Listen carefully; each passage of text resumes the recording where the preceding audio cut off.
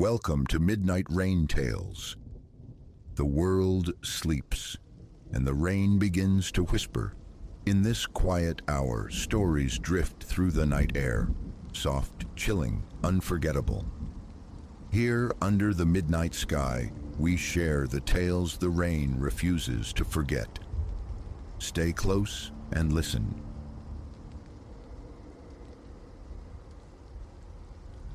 My arrival was supposed to herald a beginning, yet this new residence began unraveling me almost instantly. That first night barely settled amidst the cardboard labyrinth of my belongings. A sound crept upwards from the cellar, faint, uneven, a choked cadence like stifled weeping. Reason whispered, pipes, furnace, the mundane mechanics of an old house, but the timbre of it, desolate and frail, burrowed beneath my skin. Sleep became a fortress besieged. Darkness brought only a tightening knot in my chest. An intuition my body grasped before my mind could articulate the dread. Each time consciousness threatened to slip away, the phantom sorrow pulled it back. Dawn arrived gray and hesitant.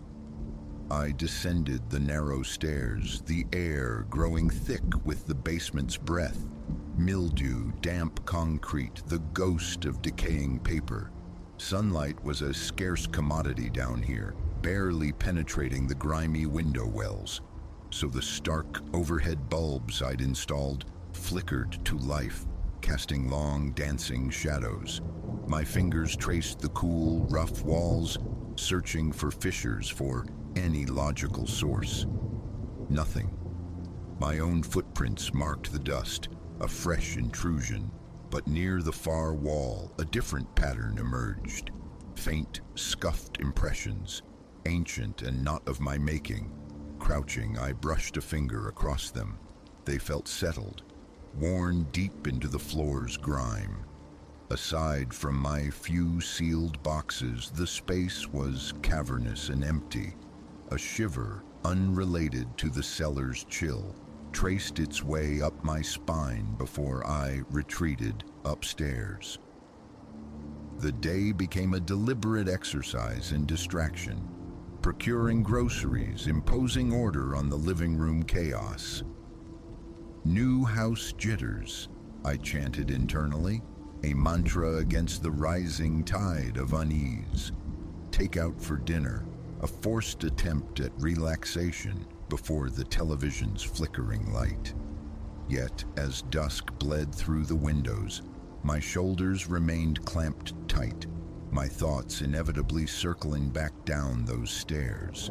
The memory of that sound persisted, an unresolved chord humming beneath the surface of the day. Later, drawn by a compulsion I couldn't name, I ventured down again. The silence was profound now, the air stagnant. In one corner, I assembled my modest desk, positioned the chair. A knot tightened low in my gut, a physical manifestation of the space's oppressive weight. I plugged in the computer, angled the desk lamp, resolving to claim this subterranean space as my office come morning. A necessary retreat for the demands of my recent promotion. With a final sweeping glance, I ascended and prepared for bed. Midnight tolled, not with a clock, but with the sound's return. A keening behind the plaster, softer this time, more intimate, infinitely more disturbing. My heart became a frantic drum against my ribs. A high whine bloomed in my ears as my breath hitched. Slipping from bed, I stood motionless in the living room, straining to listen. It wasn't loud, yet it sliced through the quietude, slicking my forehead with cold sweat.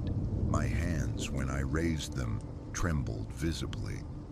How settling, my mind insisted, old plumbing.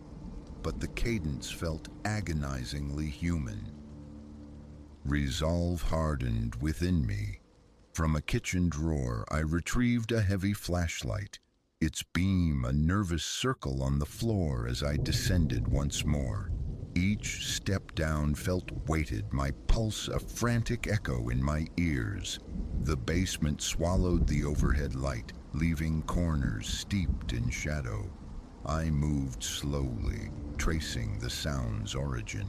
It emanated unmistakably from the vicinity of that far wall, the one bearing the anomalous scuffs. Pressing my ear flat against the cold plaster, I heard it, clearer now, the unmistakable rhythm of quiet sobs, a tentative knock, silence absolute for a heartbeat. Then the weeping resumed, seeming closer, somehow amplified through the wall itself. My skin crawled. I paced, ear pressed to different sections, until a faint coolness, a subtle draft near the baseboard snagged my attention. Kneeling, my fingers skimmed along the trim, seeking the source. A tiny gap, a gentle pressure, and a section of the wall yielded with a soft click. Nausea clenched my stomach, a hidden space. Another push and a narrow panel swung inward, releasing an exhale of stale air, thick with the scent of dry rot. My mouth turned to dust. The flashlight beam pierced the opening, revealing a cramped cavity behind the false wall. A forgotten closet, perhaps. The sobbing ceased abruptly, plunging the space into breathless silence. I squeezed through the aperture, the rough-hewn boards scraping against my back. The space was tight, forcing me into a hunched posture. My fingers found an antiquated switch. I flicked it. A single naked bulb sputtered, casting a weak, jaundiced glow.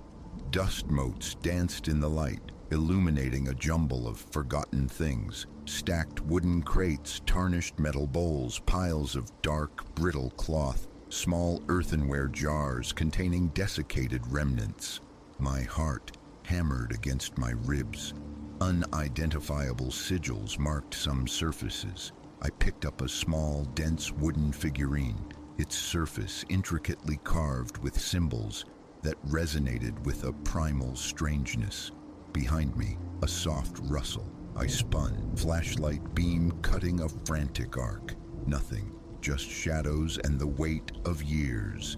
Sweat slicked the flashlight's handle. My throat constricted. Nerves, I told myself. Just nerves. Deeper within the cramped space, a heavy, leather-bound book lay open on a low table. Its pages, yellowed and brittle, were filled with an unfamiliar script, interspersed with diagrams of interlocking circles and arcane geometries. Rituals, perhaps. As I stood, mesmerized and repulsed, the distinct sensation of another presence prickled the hairs on my neck. I wasn't alone.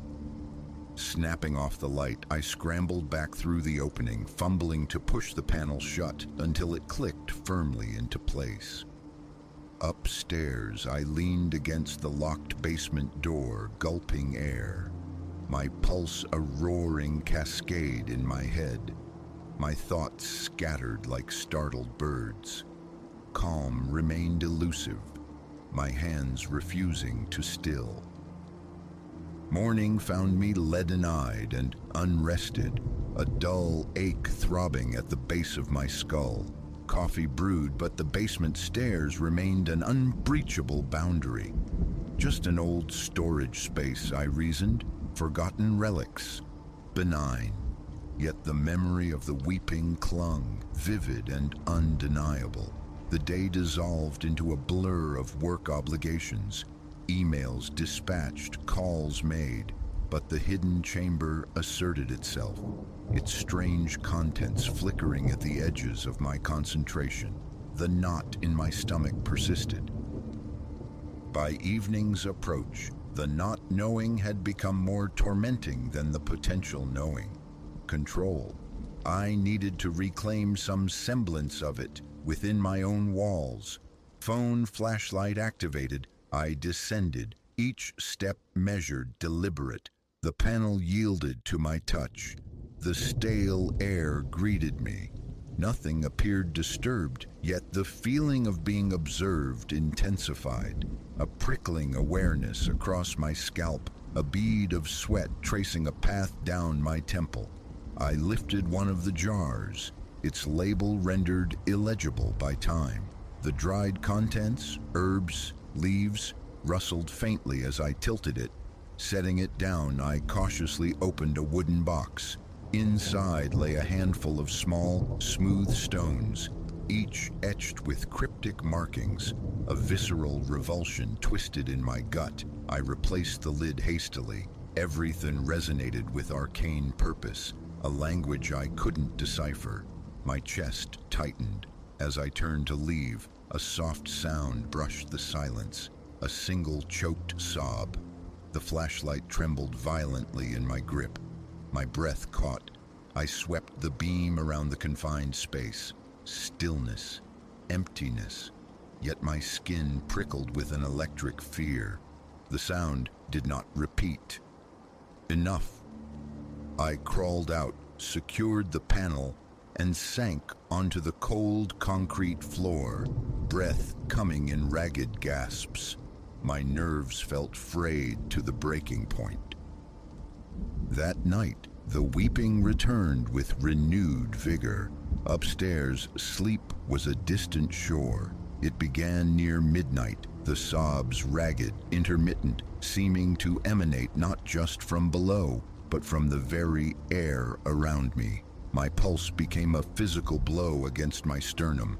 Escape seemed impossible. Rising, I paced the living room, logic battling a rising panic. Images of the hidden objects swirled behind my eyes. My stomach churned. After what felt like hours, the weeping shifted, morphing into low moans, indistinct pleas for succor. The tone was one of raw desperation. My mouth was unbearably dry, my hands tingling with a strange numbness. A call to the landlord, Mr. Thorne, the following day yielded little solace. I recounted the noises, the unsettling sounds. He offered placations, old houses, problematic pipes, perhaps a trapped animal. When I cautiously inquired about a hidden compartment, he professed ignorance, his tone breezy, dismissive. I hung up, frustration warring with a deepening unease. Later, determined to reclaim my workspace, I descended to the basement office. Laptop open, a work file displayed, yet my gaze kept straying to the far wall. Every creak of the house structure sent a jolt through me. My shoulders ached with tension. After perhaps an hour, a faint whisper feathered the air beside my ear. I recoiled, chair scraping violently, spinning to face an empty room. My heart hammered, fists clenched involuntarily. My eyes darted wildly across the concrete expanse. Breath ragged, mind reeling, I knew concentration was impossible here. I fled upstairs, leaving the basement light burning defiantly. In the kitchen, frustration erupted as I slammed a cabinet door shut. Worry fogged my thoughts. That whisper, it had been closer, undeniably personal. A plea, lost before it fully formed. Evening descended again. Just after sunset, the cries echoed up, finding me in the hallway. My scalp tightened. Phone in hand, I fumbled to open the recording app, desperate for proof, for validation. I stood frozen by the basement door, waiting, heart threatening to splinter my ribs. Then it came, soft initially, swelling into a high, thin wail of pure misery.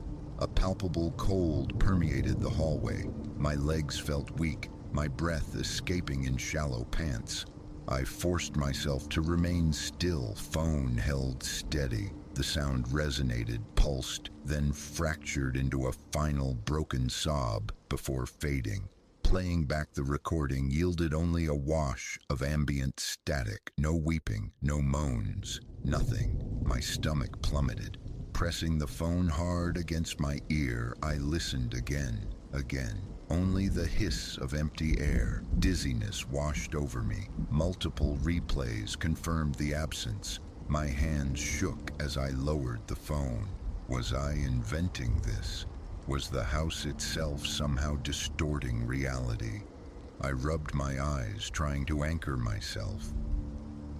Sleep offered no refuge. Around midnight, the cries ignited anew, sharper now, imbued with a terrifying urgency. I burrowed under the covers, eyes squeezed shut, heart pounding a frantic rhythm against the mattress. Sweat beaded on my forehead. My stomach twisted into knots. The thought of escape flickered. A hotel anywhere but here. But the hallway felt like hostile territory, thick with unseen watchers. Imagination ran riot. The sobbing persisted, relentless, the walls seeming to press inwards. My jaw ached from clenching. Morning broke upon my exhaustion. Gritty-eyed, nerves rubbed raw, I forced down dry toast, appetite non-existent. At the top of the basement stairs, I listened. Silence. Tentatively, I descended, switching on every light. The basement appeared mundane. Desk, concrete, boxes. Yet the feeling of scrutiny remained, a palpable weight. I approached the hidden panel, staring at its blank surface. My heart surged. Something felt expectant on the other side. My hand reached out, hovered, trembling uncontrollably. Courage failed me. I retreated to the desk, attempting simple tasks, but concentration shattered with every creak, every settling groan of the house. An hour crawled by. A soft thud sounded behind me. I whipped around. Nothing. Adrenaline surged, leaving a bitter taste. Then, abruptly, pressure built in my ears, an intense, localized sensation, as if someone stood inches away. A jerk of my head to the side. A whisper, so close it felt breathed onto my skin, made me stagger back. Help! Just that. One word, laden with ancient sorrow. I froze, breath catching in rapid, shallow bursts. Vision momentarily blurred. Fists clenched, I forced sound from my constricted throat. Who's there? The question emerged weak, quavering. Silence answered, thick and heavy. Snatching my laptop, I bolted upstairs, legs unsteady. The basement door locked behind me. I leaned against it, panting. Mind a whirlwind of fear and disbelief. Rationality offered no foothold. The voice had been real, intimate, terrifying. A full-body tremor commenced. I needed air, distance. Outside, slumped in my car, the crisp air began to soothe the ragged edges of my panic. My breathing slowly deepened. Calling someone felt impossible. My house cries, there are ritual objects in a secret wall, and something whispered for help. Madness. My sweaty palms gripped the steering wheel. After 10 minutes, a fragile calm settled. A drive, coffee, anything to clear the suffocating atmosphere of the house. Returning in the late afternoon, I lingered in the living room, dreading the inevitable return of the sounds. The house held its breath. I cooked, watched television numbly. By 10, the familiar knot had reformed in my stomach. Midnight loomed, a promise of renewed torment. Anxiety was a constant hum beneath my skin. Exhaustion warred with fear. I drifted off on the couch. A low moan, echoing from the hallway, jolted me awake. 12:04 a.m. The sound was visceral, steeped in pain. Trapped, my fingers dug into the upholstery, a desperate anchor. The moan fractured into sobs. cold dread washing over me. Scrambling up, I flicked on every light switch, flooding the house with harsh illumination. It made no difference. The cries continued, seeming to drift now, untethered, weaving through the rooms. Helplessness washed over me. Heart pounding, sweat cooling on my neck. I stood rigid as the disembodied sorrow circled, ebbed, and finally faded. 12:30 a.m. My sanity felt stretched thin, translucent. Was I breaking? I pressed my hands over my ears, but phantom sobs persisted, seeming to emanate from just behind my shoulder blades. The rest of the night passed in a blur of pacing under the glare of the lights. Dawn brought exhaustion, a jumpy, brittle awareness, but blessedly, silence. I cannot continue like this. Help is needed, professional perhaps, or simply an escape route. Yet a morbid curiosity, a pull towards that hidden space, remains. What secrets does it hold? Who or what pleads for release? My head throbs, muscles stiff with perpetual tension. Today, pacing the living room, the basement door is a focal point of dread. A floorboard creaks. I jump. My heart remains erratic. My grip on reality feels tenuous. Staying here invites madness. Leaving means abandoning the mystery, forever questioning my own senses. That is my present state, suspended in this house, the memory of those cries a constant echo. I haven't dared approach the panel again. The feeling of presence lingers, a cold spot just beyond my peripheral vision. Another night looms, promising more weeping, more whispers. The tension is a physical entity coiling beneath my skin, making each breath an effort. This isn't mere age staining the walls. Something resides here, fractured and needing aid. The question now is whether I possess the strength to offer it, or the wisdom to flee before I, too, become lost within these walls.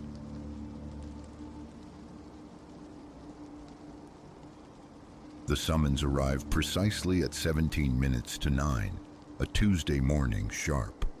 Ms. Petrov, apartment 4B, lodged her complaint. Water infiltrating her basement storage. Again, the third instance this month alone. Her voice thin and brittle over the line, pitched higher than its usual register, spoke of nocturnal puddles manifesting in treasured belongings succumbing to damp. Familiar lamentations, I presumed. Groundwater breaching the foundation, the usual suspect. Retrieving my hefty toolbox from the maintenance hub, I ventured forth.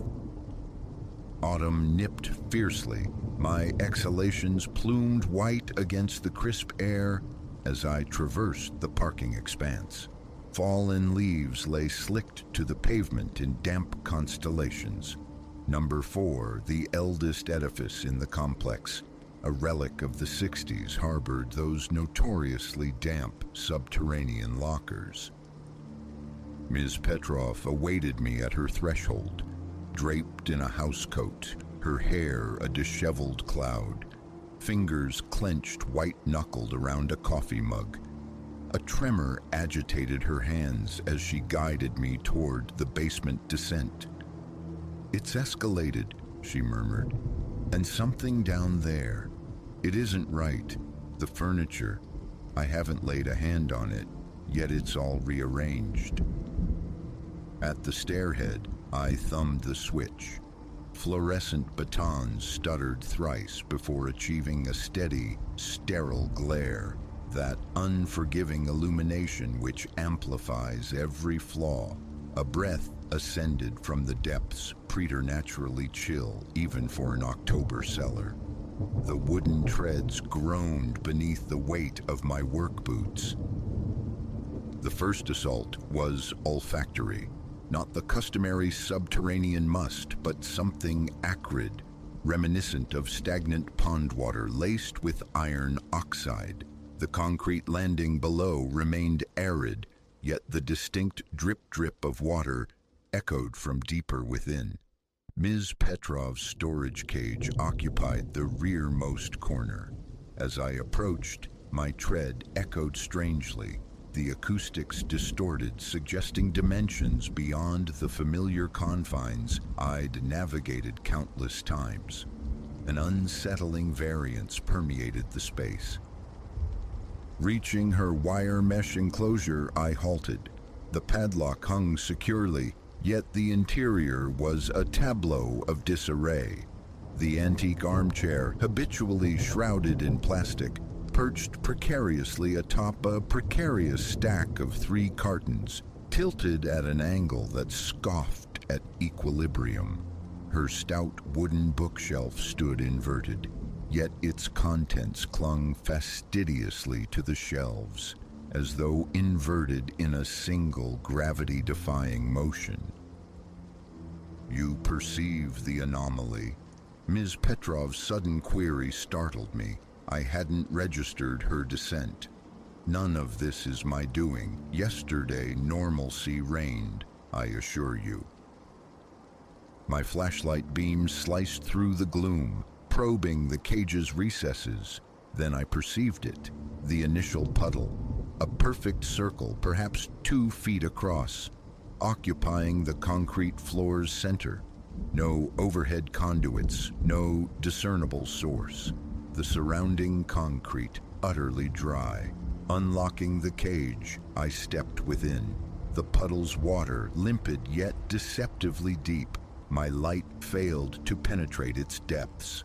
Mere feet away, another pool materialized identical to the first, and another beyond, composing a pattern that strained the eyes to follow. When did this begin? I inquired, modulating my voice to project calm. Around 6 this morning, I came for some winter apparel and... She hugged herself tightly, the mug pressed like a talisman to her chest. The furniture was thus, and only one puddle existed then. But they proliferate, I've observed. Approximately every hour, another manifests. I knelt beside the nearest circle, extending my voltage tester cautiously. Inert. Tentatively, I touched the water's surface. Frigid, yes, but possessing an unnatural density, akin to quicksilver. Retracting my finger, I found it inexplicably dry. The dripping intensified, yet its origin remained elusive, seeming to emanate simultaneously from every direction, as if the very walls wept. Rising, I scrutinized the furniture anew. By all rights, by the unwavering laws of gravity, that armchair ought to have plummeted. Yet it remained suspended, an affront to physics. I must inspect the adjacent units, I stated, determine if others face similar disturbances. I tested the neighboring cage. The lock yielded with unnerving ease. I hadn't employed my master keys. Inside, emptiness reigned, save for a solitary wooden chair positioned centrally facing the rear partition. This unit, I recalled, belonged to Mr. Davies in 4A. Only last week it brimmed with his moving cartons. The dripping crescendoed. At my very feet, a new puddle bloomed, water seemingly welling up through impervious concrete, its surface momentarily distended, bulging upward as though something strained against it from beneath. Ms. Petrov, I urged, return upstairs immediately. Contact the property manager. Inform him we require a plumber. Nay, summon several. I'll remain here, and... I pivoted. She had vanished. Where the basement entrance should have been, a seamless expanse of blank wall confronted me. The fluorescent lights pulsed erratically. During a fleeting blackout, a distinct splash resonated from one of the puddles. As illumination returned, the chair in Mr. Davies's unit had rotated, now facing me directly. Water beaded on its wooden seat, yet the droplets defied gravity, ascending to merge with the ceiling. Instinctively, I retreated, moving towards the remembered location of the stairs. My flashlight beam snagged on motion within Ms. Petrov's cage. The armchair had subtly shifted, readjusting its impossible balance. Before my eyes, a book detached from the inverted bookshelf, hovering mid-air. The temperature plummeted. My breath now billowed in thick, spectral clouds. Frost feathered the puddle's circumferences, yet the water within remained fluid, churning with slow, deliberate currents. The dripping had coalesced into a distinct rhythm, like a muffled heartbeat resonating through stone. Reaching the spot where the stairs had terminated, I pressed my palms against the concrete. It yielded, unnervingly pliant, almost organic. My fingers left impressions that sluggishly filled with water. The wall throbbed beneath my touch. A sharp crack reverberated through the cellar. I spun. The storage cages commenced a grotesque self-immolation, metal bars contorting at impossible geometries. Water gushed from every joint and fissure, not cascading downward but flowing laterally and upward, weaving aerial hieroglyphs. The armchair in Ms. Petrov's unit finally surrendered its perch. It levitated from the cartons, drifting weightlessly on an unseen current. The plastic shroud rippled and sloughed off, unveiling upholstery that seemed to writhe with nascent life. It rotated languidly until it faced me, and I discerned a transformation in the fabric's pattern. It now depicted myriad minuscule faces, mouths agape in silent screams. My flashlight sputtered and expired. The overhead fluorescence followed suit, engulfing the basement in absolute blackness. In that profound void, I registered something immense displacing water. Splashing sounds erupted from all quarters, encircling me. Then a noise like the creaking of ancient wooden joints, accompanied by the soft rasp of furniture dragged across concrete. My hands, trembling violently, fumbled for my phone. I nearly dropped it.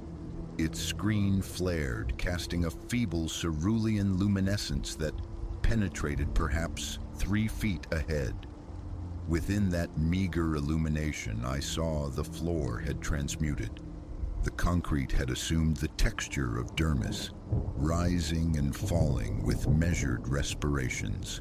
The scraping intensified. My phone's light grazed the advancing edge of something. A chair leg, a table corner, the flank of a bookshelf. The furniture converged, constricting into a tightening circle around me. Water streamed up the walls and traversed the ceiling, coalescing into patterns that inflicted ocular pain. I backed away until my shoulders met the wall where the stairs should have been. My phone screen began to strobe.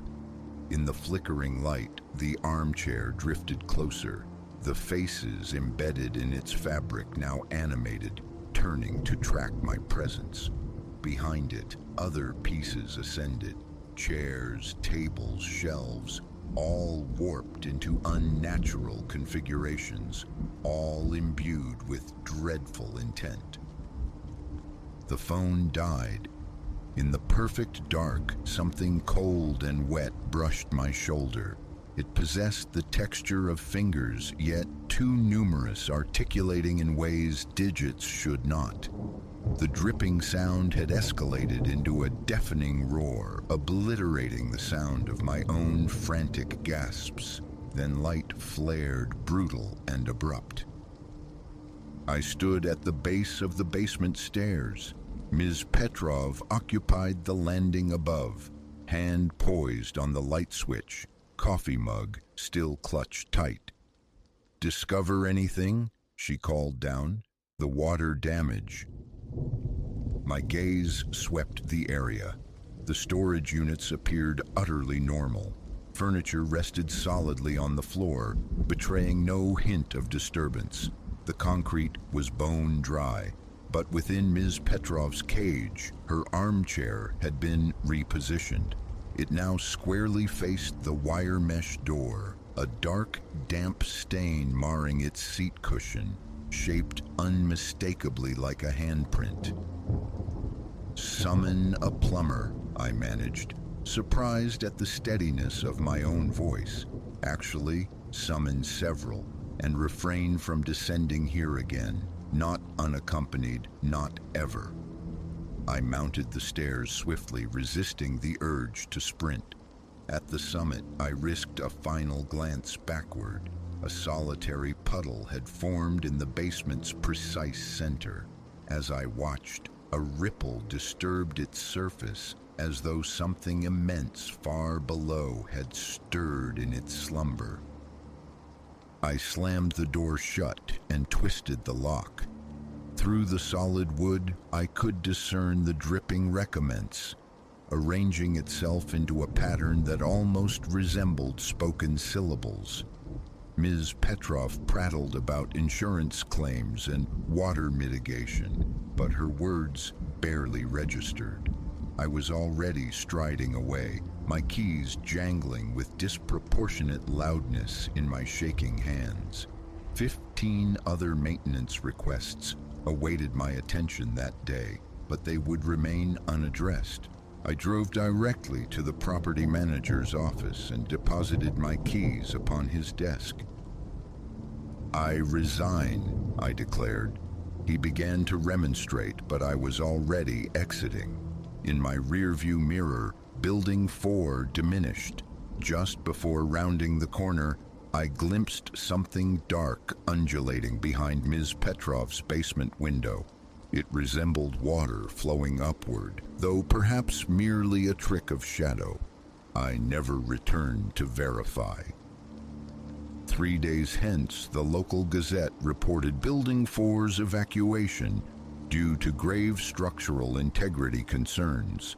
The article cited anomalous water damage in the subterranean levels and inexplicable phenomena baffling engineering consultants. Ms. Petrov was quoted, recounting furniture relocating autonomously and peculiar acoustics emanating from below. Ultimately, the structure faced demolition. The demolition crew reportedly abandoned the project mid-task, alleging persistent equipment malfunctions and the discovery of water pools within hermetically sealed chambers. The basement they inundated with concrete, pouring relentlessly until it overflowed, consuming twice the volume the space theoretically contained. Occasionally, late at night, I find myself driving past the lot. It remains vacant now, a flat concrete scar enclosed by warning placards and chain-link fencing. Yet, subsequent to rainfall, puddles invariably appear on its surface, flawless circles of water arranged in configurations defying natural drainage. I never decelerate when passing. I avert my gaze from those unsettling pools, and I most assuredly do not pause to listen on quiescent nights when the sole perceptible sound is water dripping insistently in places where no water ought to be. I've undertaken other maintenance roles since, but I scrutinize my contracts with meticulous care now, and I never, under any circumstances, accept assignments involving water in the basement.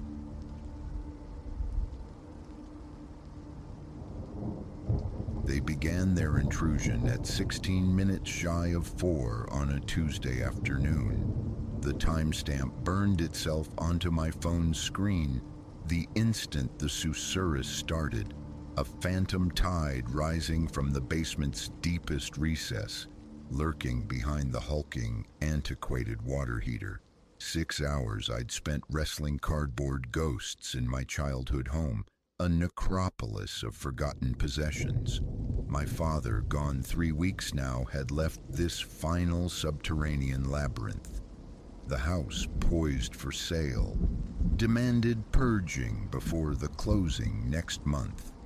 This basement, untouched by my mother since her stroke 5 years prior, was Dad's monument to never letting go. At first, the sounds were merely attenuated whispers, suggestions of sound. I dismissed them as the house's aged plumbing sighing its complaints. But then fragments coalesced. Opportunity, not yet, and compelled to wait, muffled, indistinct, as if filtered through packed earth. Yet the wall behind that corner was sheer, unyielding foundation concrete. My shirt clung, a second skin of perspiration.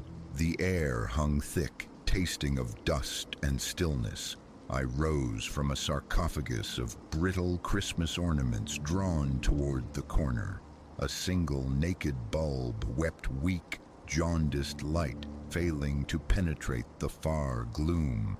The murmuring swelled as I advanced, gaining texture, coherence, drawing near, and prepared almost.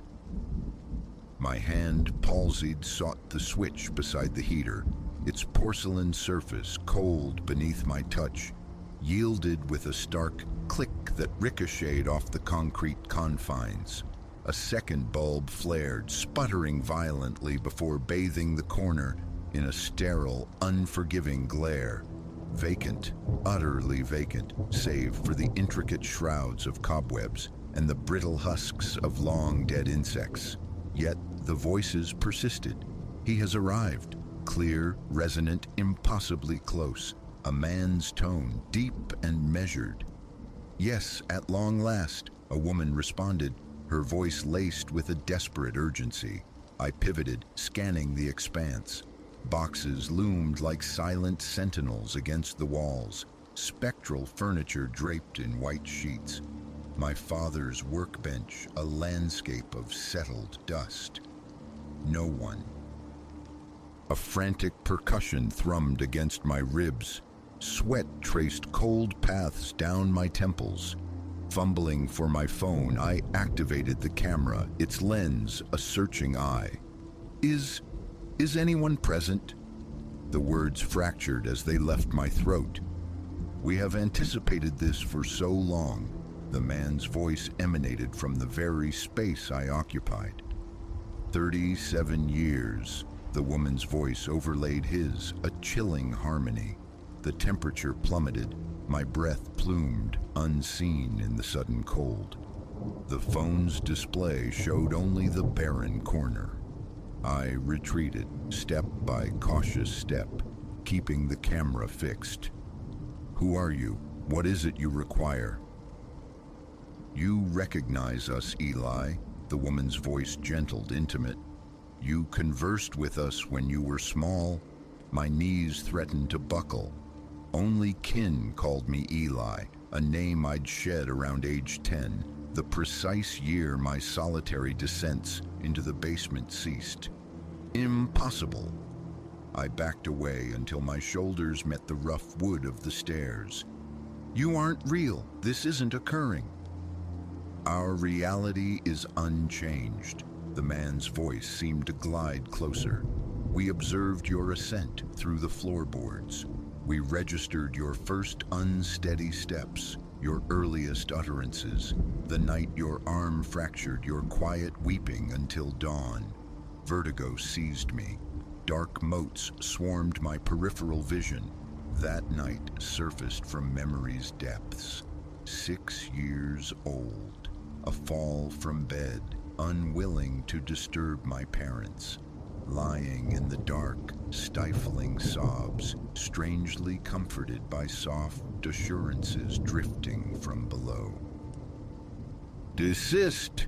I pressed myself against the staircase, Please, just stop. You must assist us, Eli. The woman's voice frayed with raw emotion. We cannot find repose until the truth is acknowledged. What truth? The question escaped before volition could intervene. Concerning events preceding your parents' acquisition of this dwelling, the man's voice hardened. Concerning what lies interred beneath this very floor. My phone slipped from my tremulous grasp, striking the concrete with a sharp crackle. The screen fractured but remained stubbornly lit, recording. Nothing is under the floor. I knew this space intimately. Solid concrete. My father had it assessed when they purchased. Such diligent inspection. The woman's voice now tinged with a spectral irony. He neglected to probe sufficiently deep. But you recall, don't you, the dreams that haunted you, the screaming? I did. Nightmares that had stalked my elementary years. Figures screaming behind unseen barriers, pleading for release. A child psychologist had diagnosed an overtaxed imagination. Anxiety spun from my grandfather's recent passing. Childhood phantoms, mere dreams. Were they? The woman's voice now manifested behind me. Why did your solo visits cease? Why did you implore your parents to relocate your bedroom away from the space directly above this corner? My legs surrendered. I collapsed onto the bottom step, hot tears charting paths through the grime on my face. This isn't real. Fatigue. I've been down here too long. The dust, the stress. Elias James Vance. The man's voice sliced through my rationalizations, sharp as broken glass. We require your aid. Our patience has expired. It was then I perceived it. The fissure, a slender demarcation of shadow in the concrete, precisely where the voices held dominion. It hadn't existed moments before. My phone lay nearby, its electronic eye still vigilant. Crawling, I retrieved it, directing the lens toward the nascent crack. Through the screen, I watched it propagate, widening like a wound. A dark ichor began to seep forth. The miasma struck first. Decay, profound and ancient. I gagged. Observe more closely, both voices commanded in unison. Witness what they endeavored to conceal. The fissure yawned into a chasm. Something pallid gleamed within the viscous fluid. Trembling, I zoomed the camera. Bone. A human finger bone stark against the darkness. I scrambled backward up the stairs, camera unwavering. The cracks radiated outward like shattering ice, unearthing more ossified remains. A hand articulated, then the curve of an arm. December 12th, 1982. The man's voice resonated, gaining strength.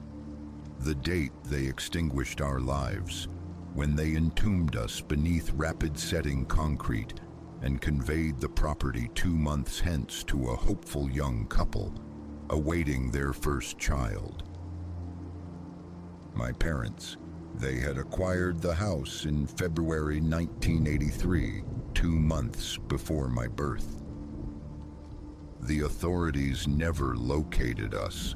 The woman's voice trembled. Our families remained ignorant of our fate. We have lingered here, observing, awaiting someone who would heed us, someone capable of perceiving us. The fracture reached the wall. More bones emerged, a cage of ribs, the hollow sockets of a skull.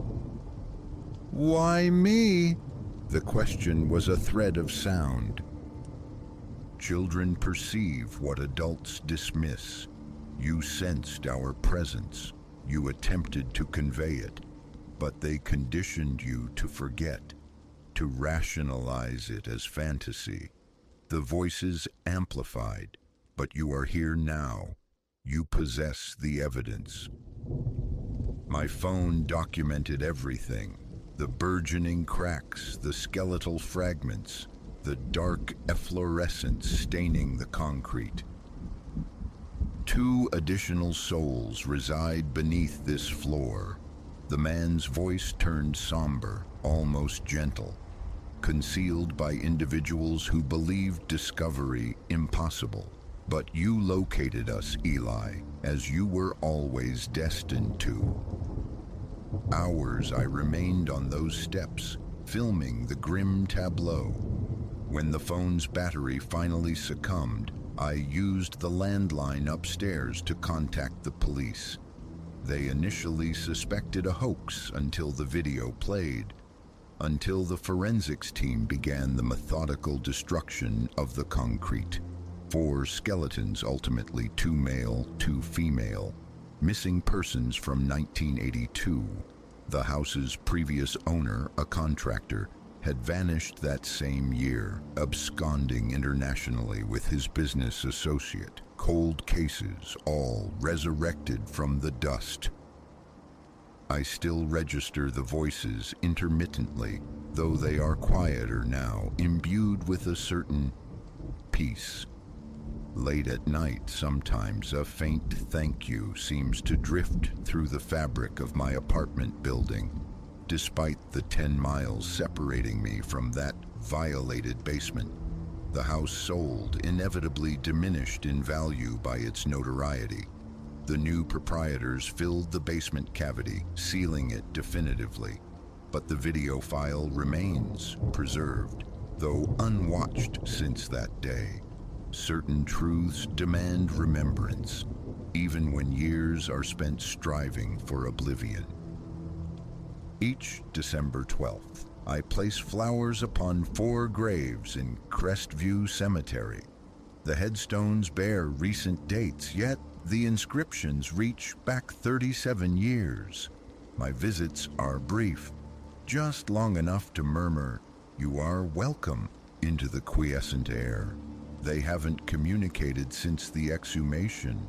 I believe that was their sole requirement, acknowledgement, someone to listen, someone to excavate deeply enough to unearth the truth they had screamed into silence for nearly 4 decades. I commit this account to permanence now, needing another soul to comprehend. Not merely the discovery, the investigation. Those details found their way into print, but the voices, the reality that sometimes the departed do not rest until they are heard, until someone attends to the whispers in shadowed corners and finds the fortitude to illuminate what lies hidden. My phone was damaged that day, but the recording persisted in the digital ether. I have never disseminated it, never allowed another to hear those spectral testimonies. Some truths are not intended for universal consumption, yet they remain truths nonetheless. Last month, the new owners razed the house, erecting a starkly modern structure in its stead. Yet, driving past yesterday, a compulsion drew my gaze. The basement is obliterated, yet I could almost swear faint whispers still emanated from that precise quadrant of the property. Not lamentations now, but quiet discourse, like old acquaintances reconnecting after protracted separation. I didn't pause, didn't exit the car. I merely decelerated, offered a silent nod. Some narratives conclude when truth surfaces. Some voices achieve silence when their message finds reception, but their absence now does not negate their prior existence, murmuring in the darkness, awaiting a listener. The police officially closed the investigation last week. Both suspects were located in Argentina. Extradition proceedings are underway. 4 families possess answers, finally. 4 sets of remains bear names upon their markers, and 1 fractured concrete floor yielded its secrets, instigated by voices that refused indefinite burial. I avoid basements now. There is no need. My current residence rests upon a solid slab. Yet sometimes, in profound quietude, I press my ear toward the earth and listen. Not for those specific voices, their narrative is complete, but as a reminder that truth possesses an inexorable buoyancy, regardless of the depth of its interment. The child psychologist erred. It was never mere dreams, never an overactive imagination. Occasionally, children perceive what adults cannot because they haven't yet mastered the art of ignoring the impossible, haven't learned to rationalize the inexplicable. Perhaps that is why they selected me, why they waited all those years until my return. Old enough to act, yet young enough to recollect belief in voices from vacant corners. The forensics report detailed the concrete's stratified application. 4 distinct layers, 1 for each victim. They perished sequentially, days apart, not simultaneously, each entombed beneath fresh concrete before the next life was extinguished. Methodical, the investigators termed it, premeditated, an undertaking requiring time and patience. Time and patience, mirroring the voices abiding in that corner, whispering their chronicle repeatedly until, finally, someone heard. Tomorrow, I acquire a new phone. The old one, a fractured relic, will be retired, but the video file remains, secured where prying eyes cannot reach. Certain evidence resists destruction, even when cases conclude. Certain voices merit preservation, even after achieving silence. The nightmares have ceased.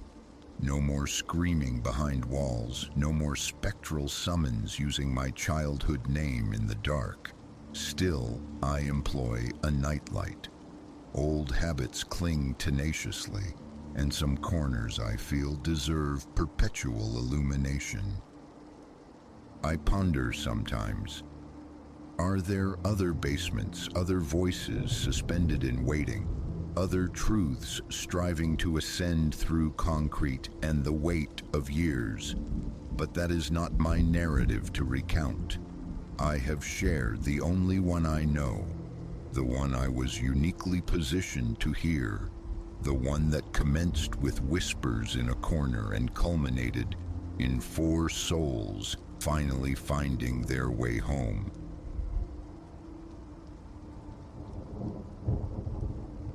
The instant that whisper coiled through the receiver, slick and shivering, I understood the night's placid surface was about to shatter. Please, it breathed, a sound frayed with terror. You must help. I'm somewhere inside, lost. 3 years I'd kept vigil over the Argent Apex Tower, a sentinel swallowed by its nocturnal hush. I, Silas, had witnessed the mundane aftermaths of corporate life. Executives slumbering beside glowing monitors, urban wildlife exploring the loading bay's shadowed corners, even the acrid kiss of smoke from an overheated server bank. This resonated with a different frequency, colder, sharper. Until this moment, my duties were a simple rhythm: patrol the echoing corridors, watch the grid of silent screens, ensure the only bumps in the night were the buildings settling around me. Argent Apex typically emptied itself post-sundown, leaving just me and the low thrum of circulated air. The emergency line screamed into life midway through my 2 a.m. circuit, a direct connection to my console reserved for true crises. In 3 years, its silence had been absolute. "Ma'am, stay calm," I urged, forcing steadiness into my own voice. "Can you give me any idea where you are?" I can't," the reply fluttered, barely audible. "It's lightless, no windows. I think maybe a service space, a storage area." My brow furrowed as my eyes swept the mosaic of monitors. Every floor, passage, and stairwell lay bare under the camera's gaze, starkly vacant. "How did you find yourself there?" I pressed. "I don't know," she confessed, panic tightening her tone like a vice. "Working late, then it's all blank. Please find me." He warned he'd return soon. Ice traced a path down my spine. "Who warned? Is someone else with you in the tower?"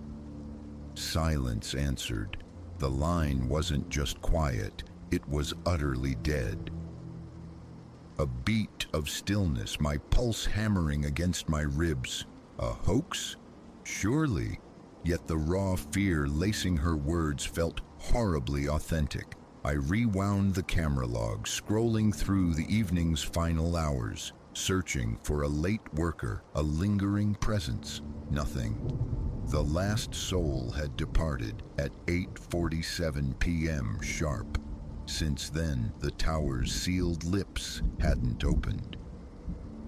Flashlight gripped, radio clipped to my belt, I moved towards the lift. Hoax or not, the silence demanded investigation. As the polished steel doors slid shut, a flicker on a peripheral screen snagged my attention. A mere fraction of a second, but stark enough to freeze my blood. A silhouette melting across the lobby floor. Impossible. I was the sole occupant. The elevator chimed, arriving at the uppermost level. I stepped out, the cone of my flashlight slicing the gloom. The air here felt different, denser, charged. Shaking off the unease, I commenced the sweep. Every office suite, every supply closet, every conceivable alcove. Barren. The tower remained as hollow as it had seemed moments before. Yet, as I pivoted back towards the lift, a distinct sound reached me, a soft thump emanating from somewhere directly overhead. Overhead. Nothing should exist above the penthouse floor, or could there be? A half-forgotten fragment surfaced, a whisper from my early days here. Talk of a phantom level, absent from any official schematic, always dismissed as workplace folklore until now. My flashlight beam crawled along the wall near the elevator shaft, hunting for anomaly, and there it was.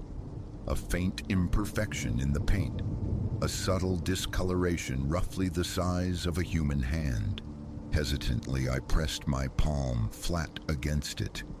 With a whisper of displaced air, a concealed panel retracted, unveiling a narrow ascending stairwell, shrouded in darkness. My radio crackled, startling me. "Silas, you copy. Jean, my morning relief. Hours early." "Affirmative," I managed, my voice betraying a tremor. "Jean, situation is irregular.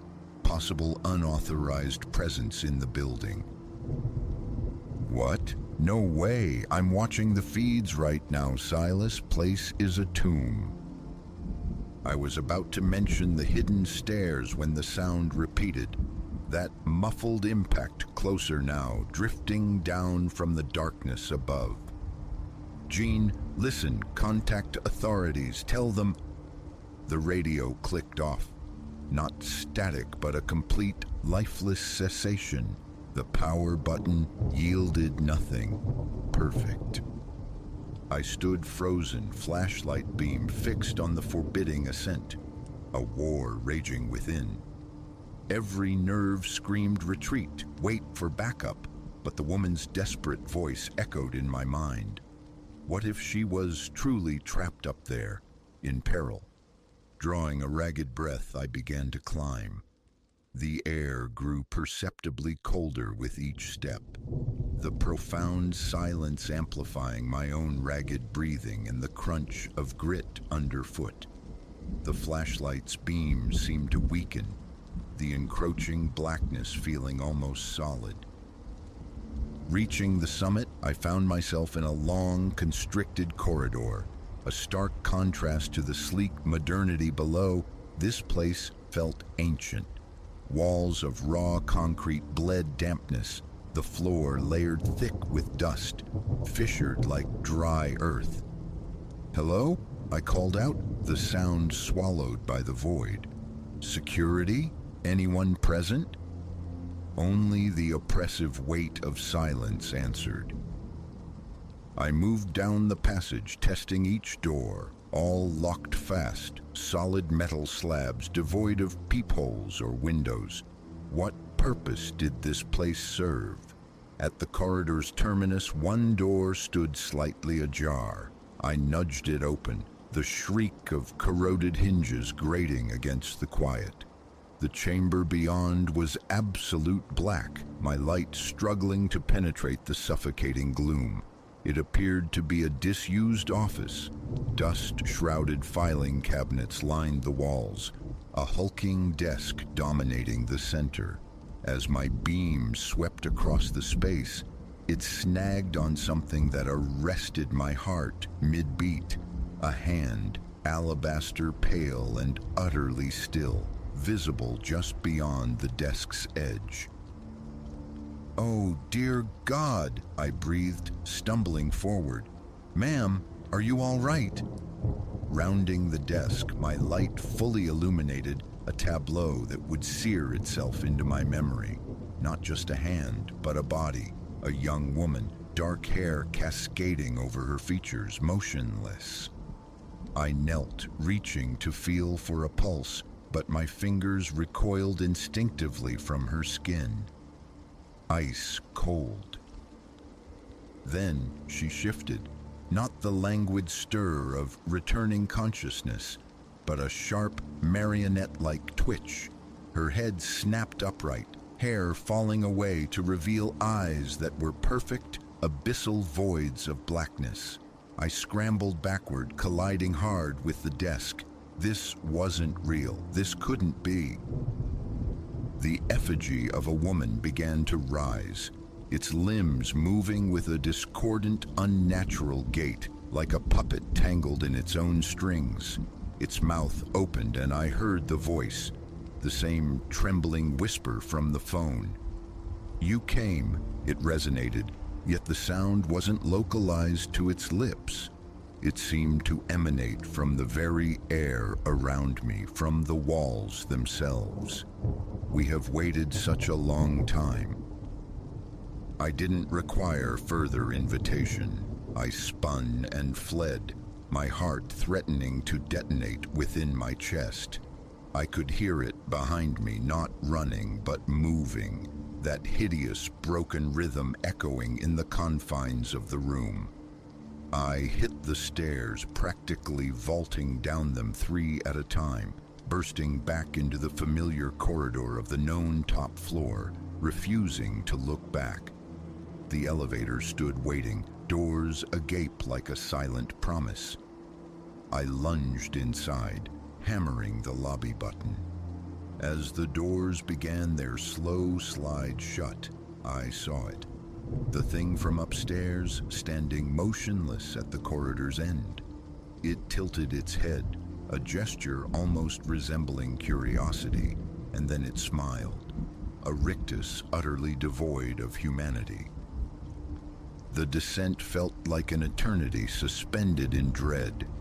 When the doors finally yawned open onto the lobby, I bolted, through the vacant expanse, past my own security station, with its bank of now mocking screens, bursting out into the blessedly cool night air. I didn't cease running until I reached the sanctuary of my car. Fumbling with the keys, my gaze involuntarily snapped back to the tower. High above, framed in a top-floor window, a solitary figure watched me depart. I drove, directionless, propelled only by the desperate need for distance. Miles melted away before I registered the violent tremors shaking my hands. I never returned to Argent Apex Tower. My resignation was delivered via a terse phone call the following day. They likely dismissed me as unhinged. Perhaps I am, but I know the texture of that cold skin, the sound of that impossible voice, the sight of those empty eyes. Sometimes, late at night, my phone rings, unknown number. I never answer. But occasionally, in the deep quiet, when shadows stretch long and menacing, I fancy I can hear a whisper on the edge of hearing, still waiting. And I wonder, not for the first time, what might have been had I ignored the call, dismissed the sounds, stayed below. Deep down, though, the chilling truth settles, it wouldn't have mattered, because whatever resided in that hidden space, whatever wore the mask of a woman in distress, it was patient. It had been waiting for someone to heed its call, to climb those secret stairs, waiting for me. And sometimes in my bleakest moments, I feel its patience still, a cold certainty that one day, around some unexpected corner, I'll find myself back in that concrete hallway, facing that inhuman smile, ready to conclude what began that night.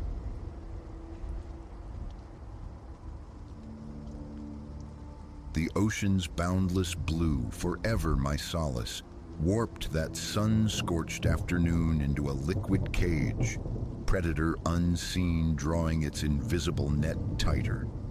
Months I'd charted this solitary pilgrimage through the Florida Keys.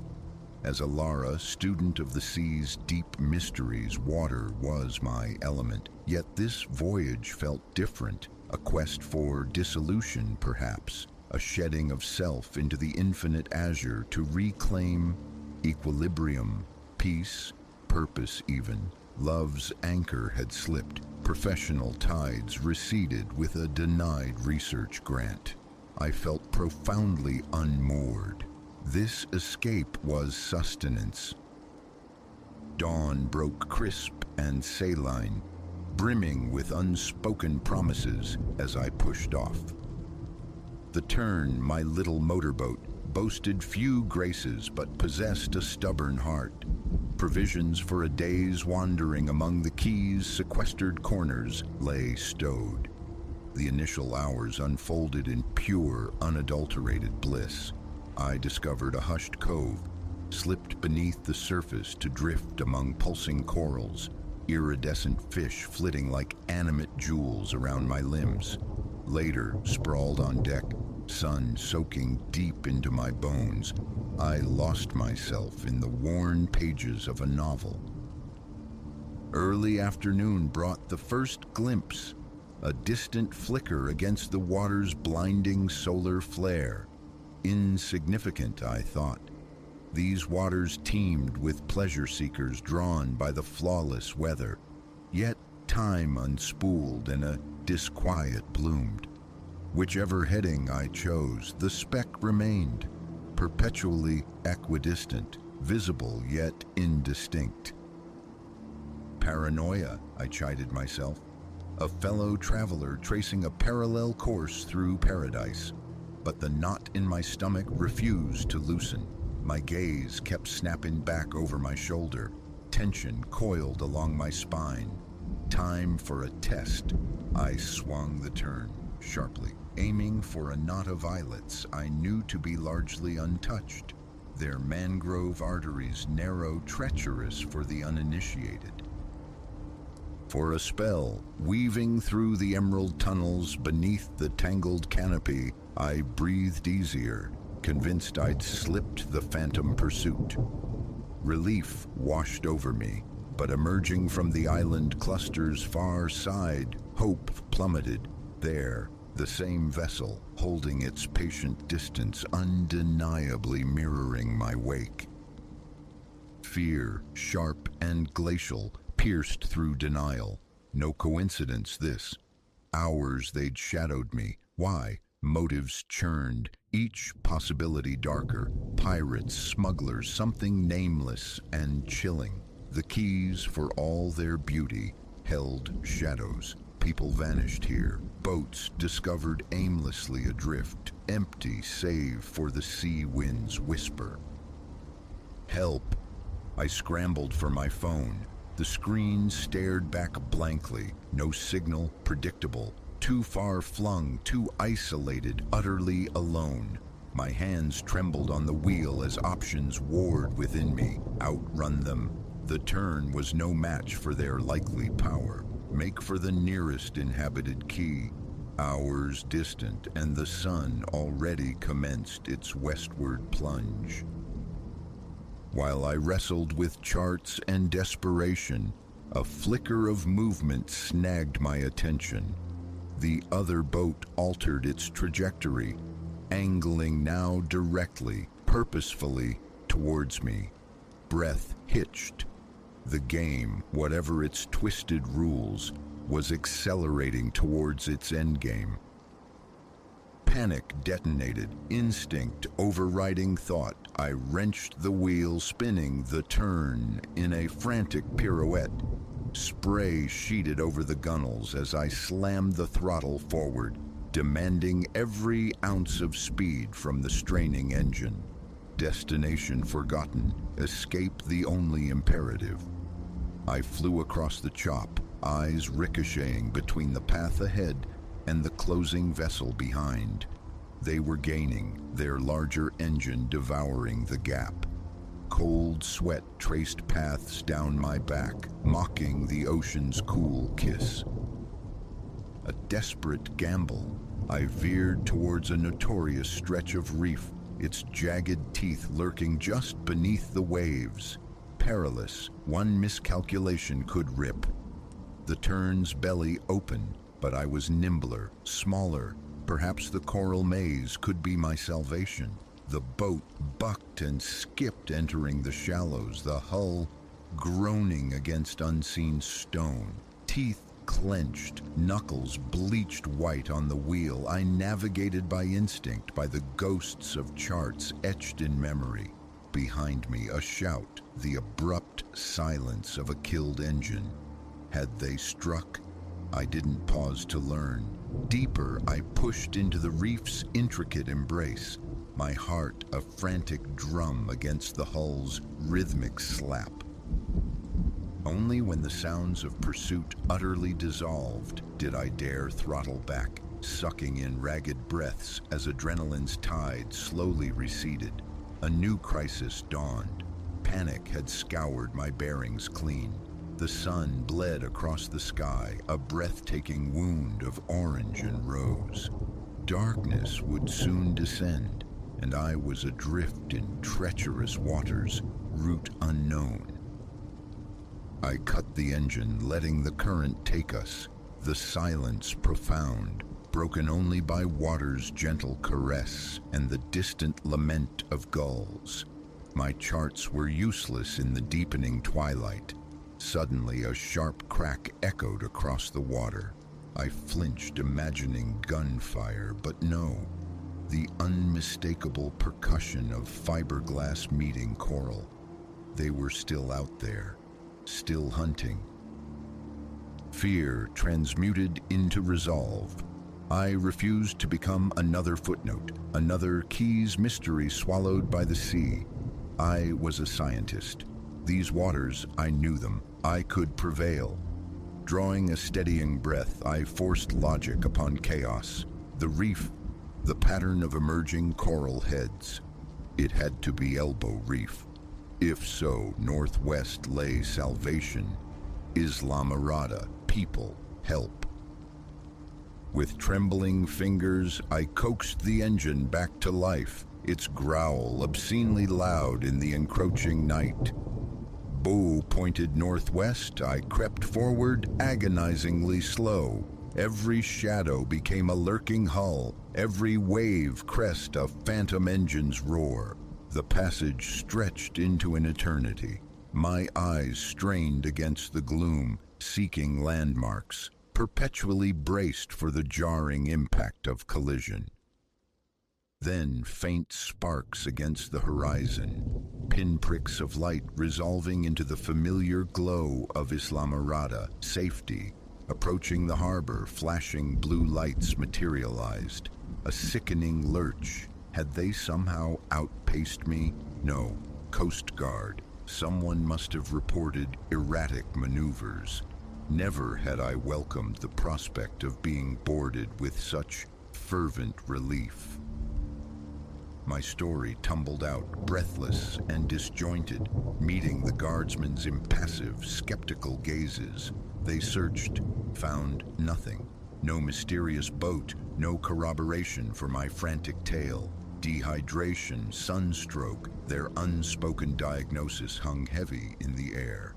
But I knew the cold certainty of being prey, the crushing weight of solitude in the vast, indifferent sea.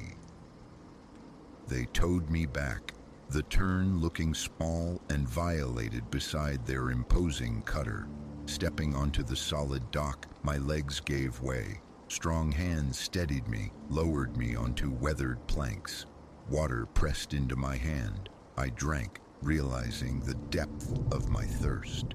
Activity swirled. Harbor police, curious onlookers drawn by the drama, but my mind remained fixed on that boat. Who were they? What drove their pursuit? Would they return? Answers never surfaced. The official record speaks of sun exposure, a cautionary anecdote about solo ventures. But the truth resides within me. The ocean, my sanctuary, had unveiled its predatory heart. Its comforting vastness now felt charged with menace, concealing unseen threats. I avoided the water for a long time. When I finally returned, it was never alone. My eyes scanned the horizon constantly, searching for that silhouette, knowing that somewhere, perhaps, they watch still. The sea, my first love, my life's work, is now eternally overlaid with the memory of being hunted, a reminder that darkness coils even in the heart of beauty, waiting just beneath the surface. Every salt-laced breeze, every gull's cry transports me back, adrift, pursued, utterly alone.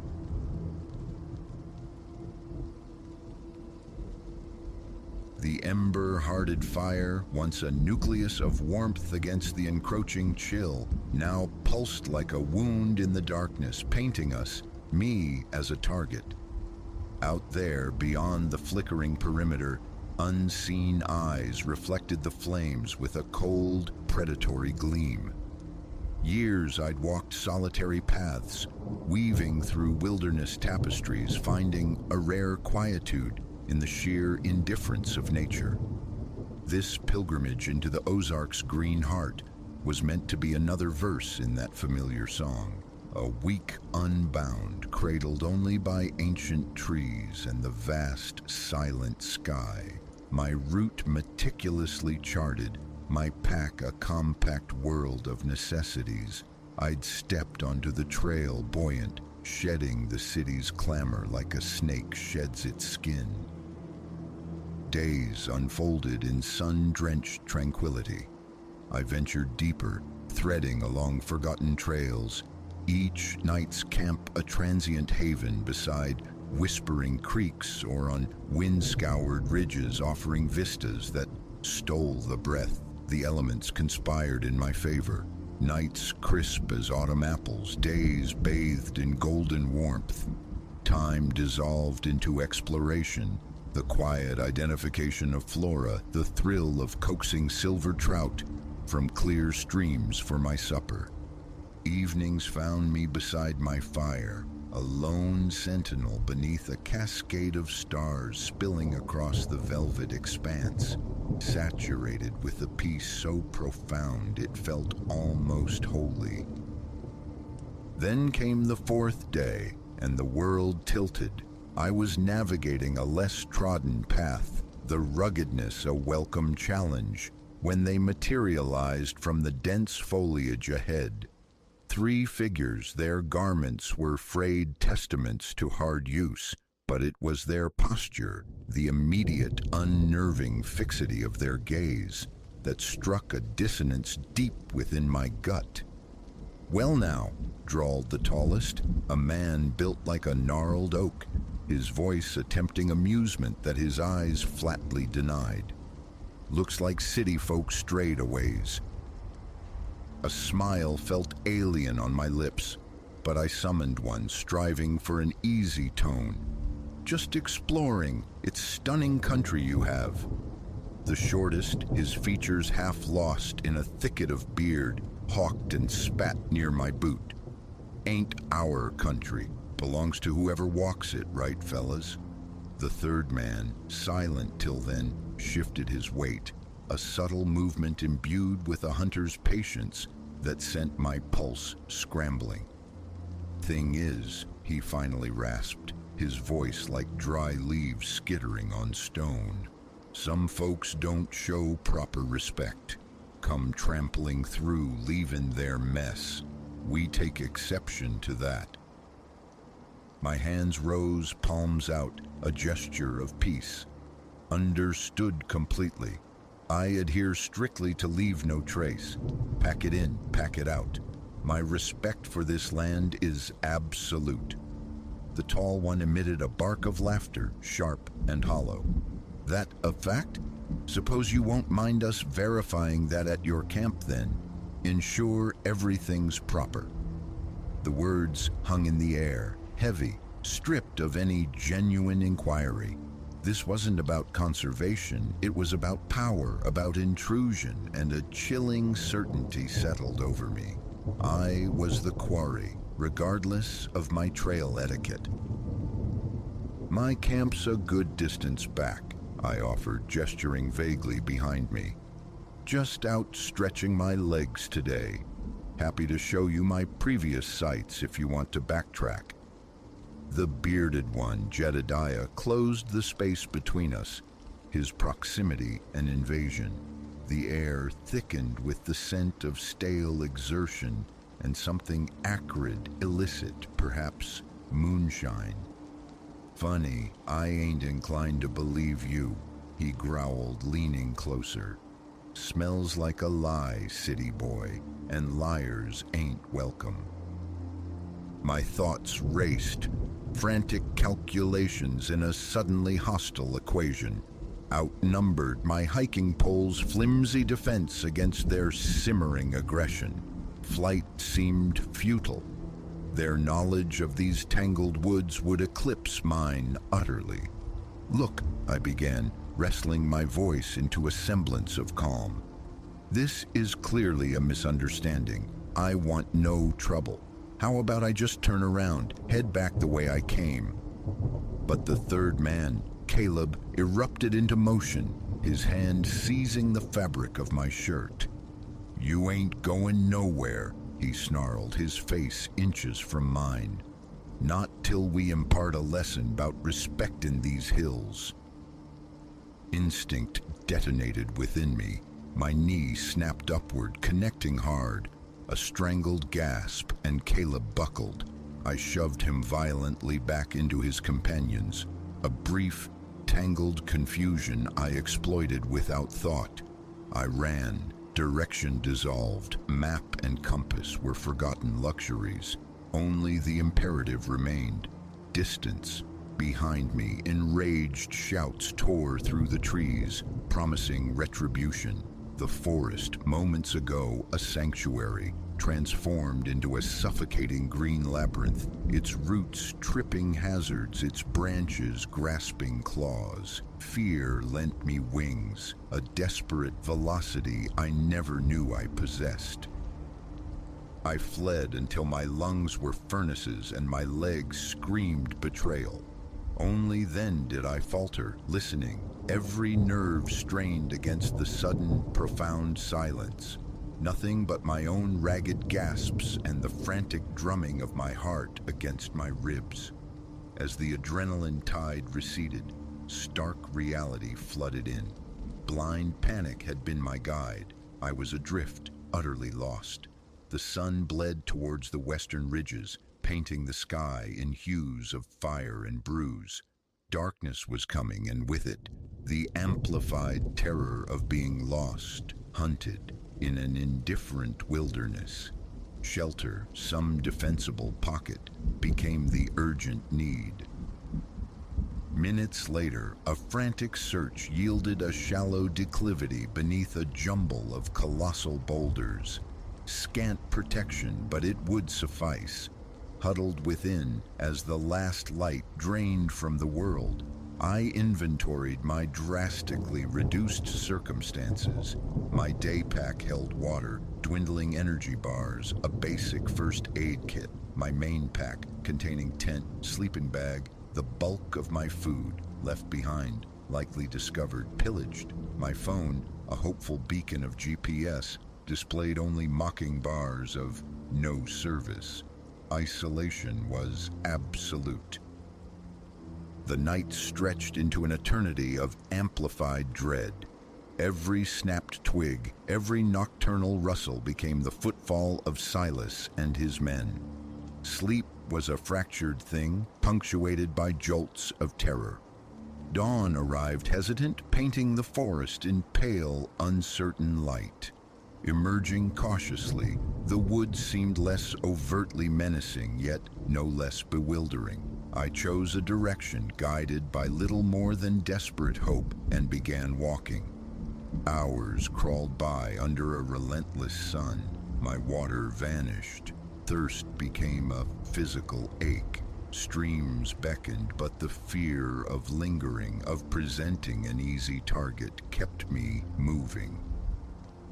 Late afternoon brought the sound of voices, not the harsh tones of my pursuers, but something different, lighter, conversational. A man and a woman, their casual laughter echoing through the trees. Hikers. Relief crashed over me, potent as a drug. I called out. Their initial surprise melted into concern as they registered my ragged state, the story tumbling from my lips. Experienced backpackers, they oriented me quickly. I was miles off course, but a ranger station, blessedly, lay within reach. They shared water that tasted like life itself, offered food, and insisted on escorting me, their presence a shield against the lingering shadows. Even so, my head swiveled constantly, scanning the tree line, anticipating the reappearance of those three grim figures. We reached the station without further incident. The rangers listened, their faces professionally somber but acknowledged. The scant evidence meant little could be done. An offer was made to retrieve my abandoned gear, but the thought of returning to that vicinity sent a fresh tremor through me. I declined. My journey was over. Driving away from the ancient hills, my hands still unsteady on the wheel, the whiplash of the experience resonated. My serene escape had curdled into a primal struggle. The wilderness I cherished had revealed a different facet, a reminder that beauty can coexist with brutality, that danger often wears a human face. I still seek the solace of wild places, but the solitude is different now, never again alone. A vigilance has replaced the easy peace, a constant low-level hum of awareness.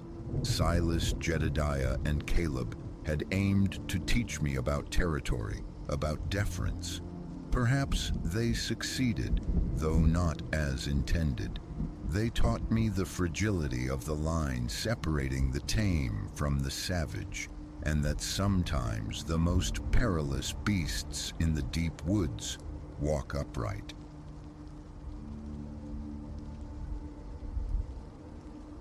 A phantom crawl still traces itself across my skin when memory summons that particular night, that specific bus. Nothing forewarned of strangeness, just the bone-deep weariness after a marathon shift, a singular craving for home, for the release of shoes kicked into a corner, the oblivion of a waiting mattress. The city streets exhaled quietude beneath a sky the color of oyster shells. Storefront lamps blinked weakly along the route, drowsy eyes in the urban expanse surrendering to slumber.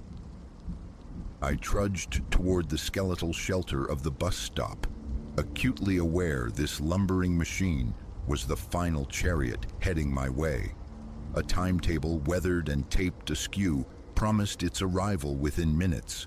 Far down the asphalt ribbon, twin beams sliced the gloom, a welcome sight. Relief washed over me, sharp and cool against the dread of a freezing vigil for a taxi or the hour-long trek on foot. My temples pulsed with the day's accumulated static. All I desired was anonymous refuge in a window seat, a mental disconnect. With a sigh of stressed hydraulics, the bus eased to the curb. The silence of the street amplified the pneumatic hiss of its doors folding open. Stepping aboard, the void struck me first. Utter emptiness save for the silhouette of the driver, Mr. Henderson, hunched over the wheel, and further back, a single passenger sprawled across a seat, surrendered to sleep or something near it. The overhead lights cast a wan, nicotine-yellow luminescence, illuminating an interior thick with the scent of decades-old fabric and stale air. Mr. Henderson offered a tired dip of his chin. I tapped my transit card, my voice raspy, asking, "Still going all the way to Ashworth Circle?" His yes was muffled by fatigue. I nodded back, moving past the sleeper, youngish, perhaps my age or less, enveloped in a hoodie, the cowl shadowing his features. Eyes shut, arms clamped tight around himself as if warding off an internal frost. That was all I could discern. I selected a perch 3 rows behind him on the opposing side. Proximity felt intrusive, yet the cavernous dark at the absolute rear held its own subtle menace. Late-night transit possesses an inherent spectral quality when you're nearly the sole occupant. I sank into the vinyl, the seat groaning beneath me.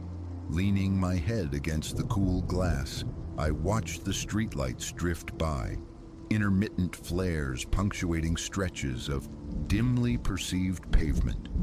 My eyelids felt weighted with sand.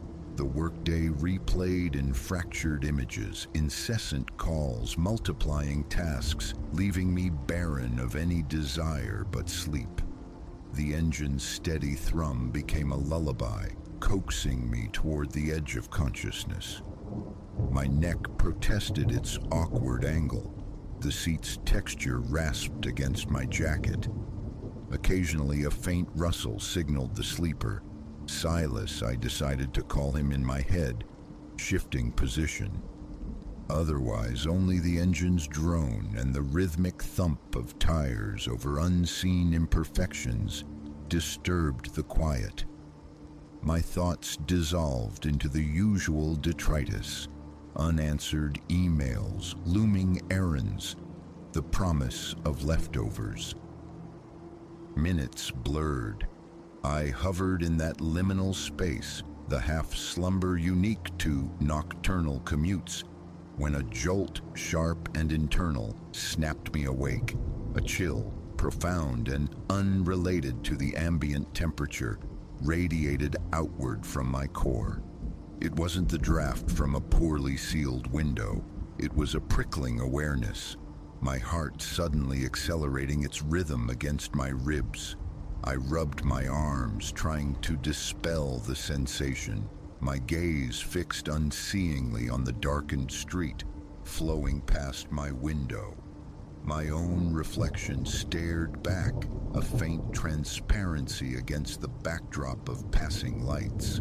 Compelled by an urge I didn't understand, I shifted, angling my body toward the aisle, my eyes drawn to the windows across the way.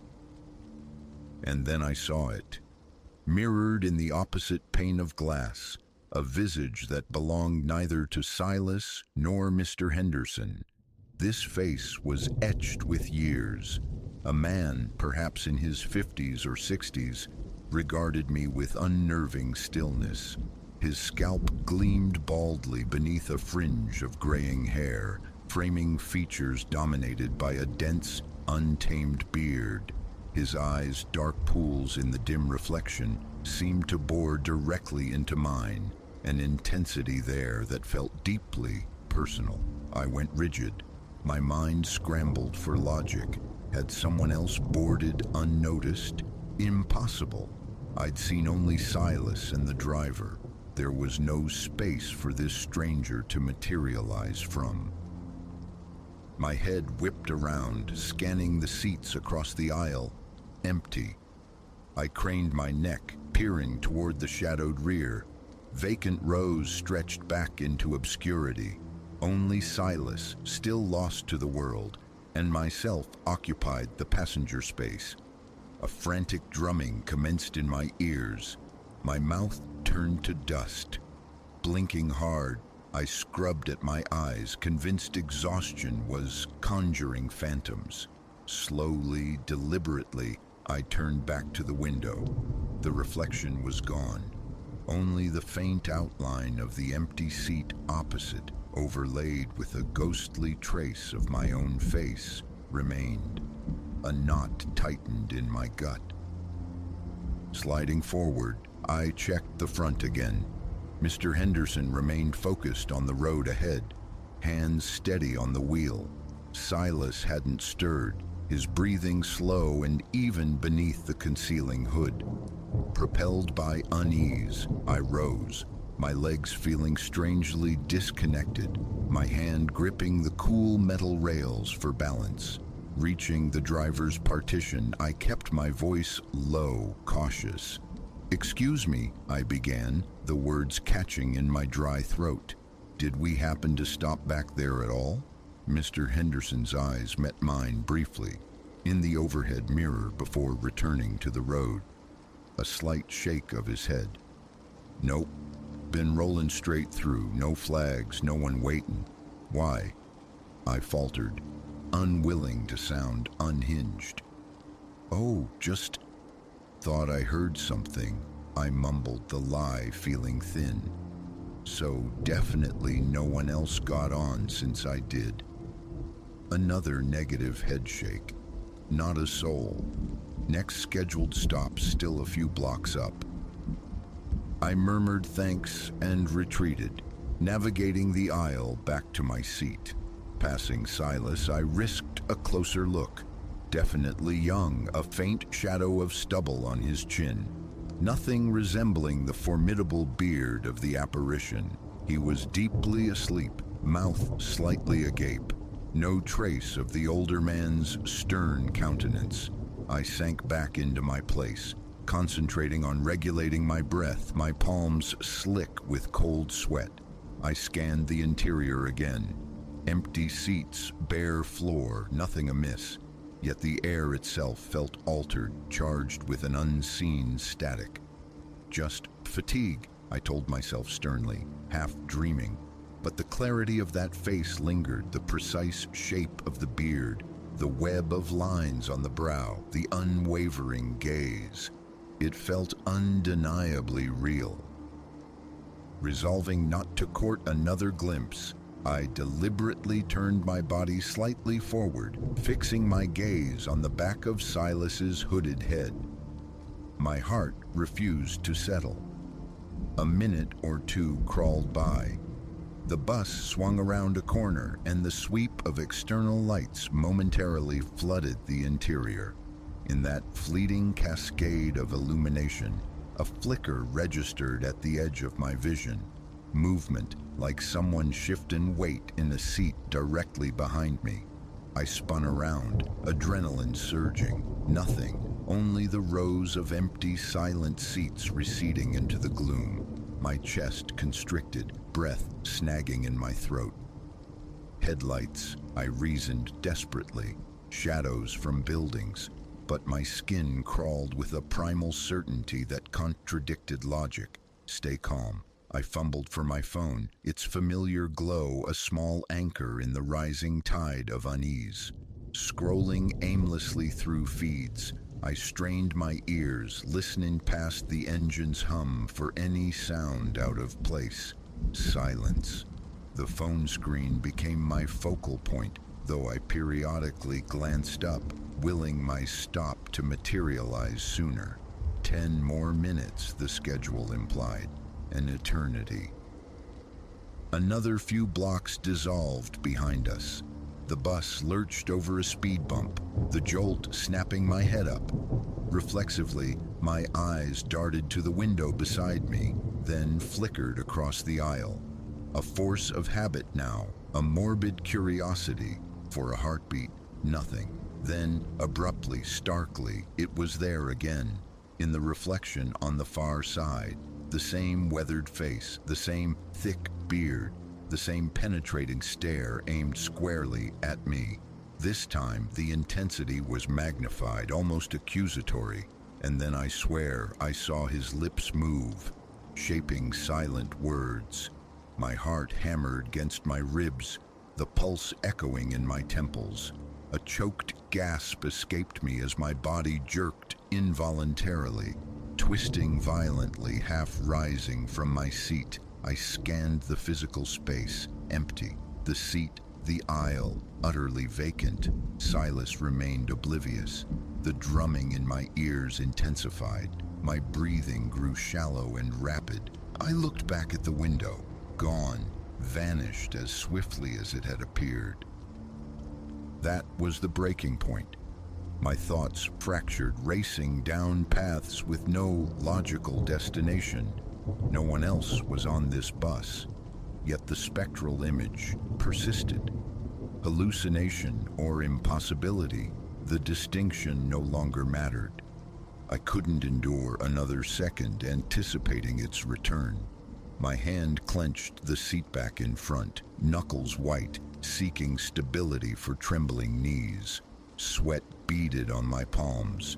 A glance out the window confirmed our location. 2 stops from mine, perhaps 3 minutes more travel. Too long. Safety felt irrelevant. Primal instinct screamed for escape. My finger stabbed the stop request button. The small chime reverberated unnaturally loud in the profound quiet. Mr. Henderson eased the bus to a halt at the next corner. It was a desolate intersection marked by a single flickering streetlight and the dark facade of a shuttered bakery. I didn't care. Escape was paramount. The moment the doors sighed open, I surged down the aisle, eyes fixed straight ahead, deliberately avoiding the windows, the empty seats, the sleeping form of Silas. My heartbeat felt like a frantic bird trapped in my chest. My breath came in ragged bursts, my skin paradoxically hot despite the earlier chill. I stepped onto the cracked pavement. The doors hissed shut behind me.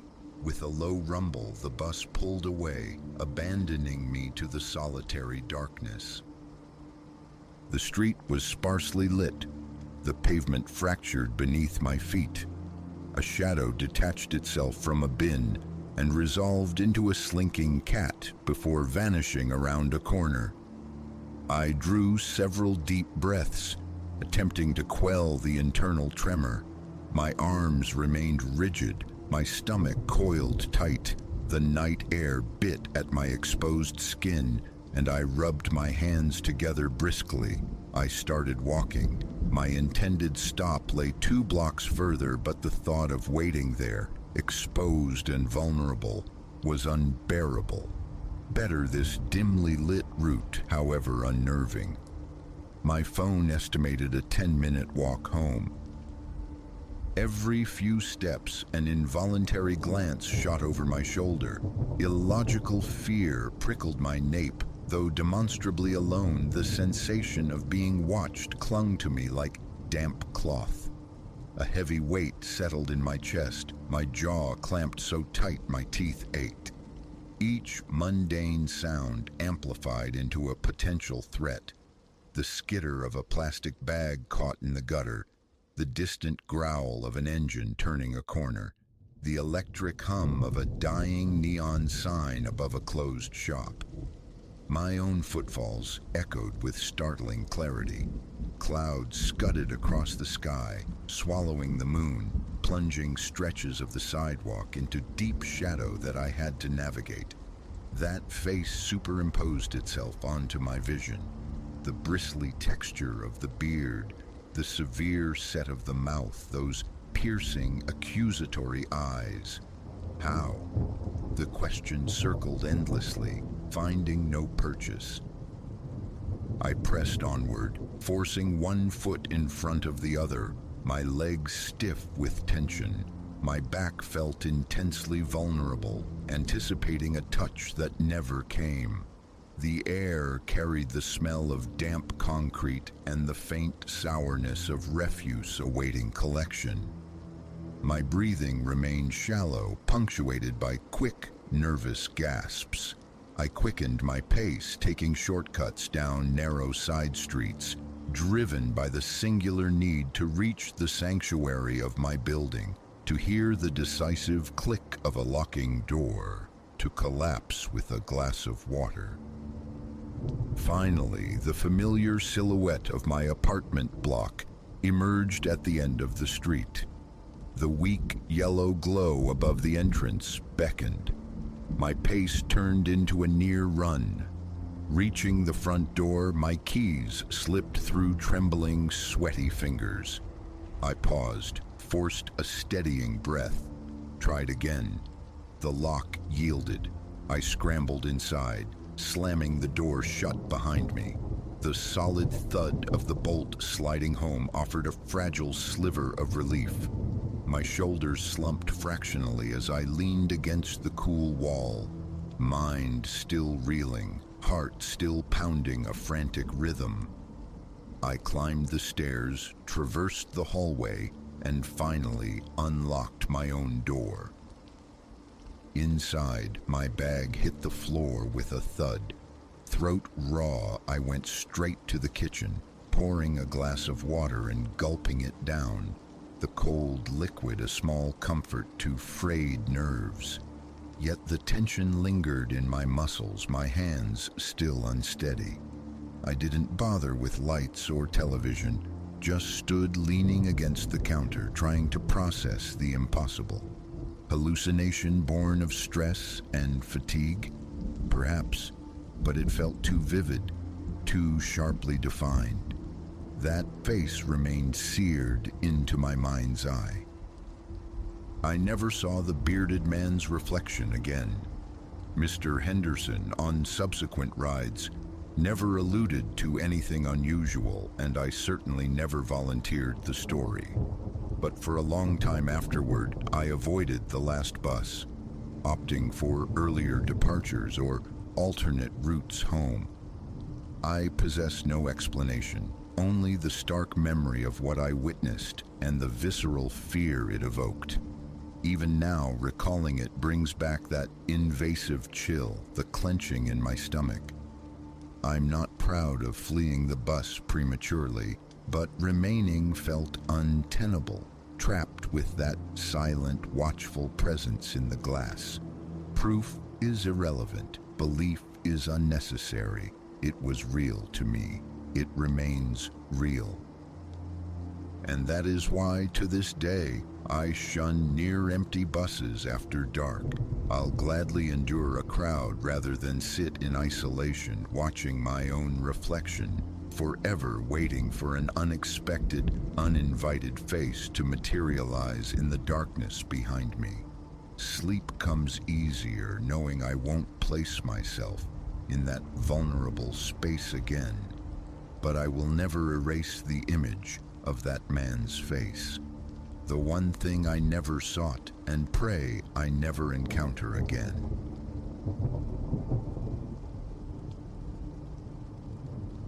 The first intimation of profound displacement arrived with the sandwich, half consumed, abandoned amidst the sepulchral quiet of the attic, a relic I had most certainly not created.